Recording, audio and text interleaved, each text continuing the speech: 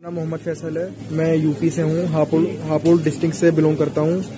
हम अभी इवानो फ्रैंकिस में यहाँ फंसे हुए हैं। यहाँ मार्शल लॉ लग चुका है पूरे यूक्रेन में, और ये मेरा फ्रेंड है। और मैं कमल सिंह हूँ, मैं उत्तर प्रदेश बनारस से हूँ। यहाँ पे स्थिति बहुत खराब होते जा रही है। हम लोग को जल्द से जल्द यहाँ से प्रबंध किया जाए, निकालने की कोशिश किया जाए, क्योंकि यहाँ पे दिन पे दिन एकदम स्थिति प्रबल होता जा रहा है। यहाँ बहुत अटैक हुए हैं।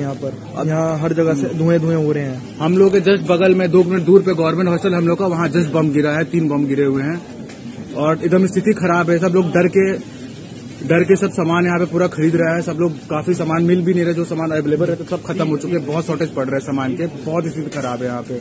हम लोग को जल्द से जल्द प्रबंध किया जाए, निकालने की कोशिश किया जाए। भारत सरकार से ये अपील है, हमें जल्द से जल्द यहाँ से निकाला जाए, इवैक्यूएट करा जाए, हमें एयरलिफ्ट किया जाए। जल्द से जल्द आपसे रिक्वेस्ट है हमारी।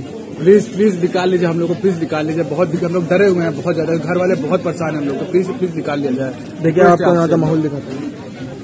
ये देख लीजिए, स्थिति देख लीजिए, बहुत नाजुक हो चुकी है।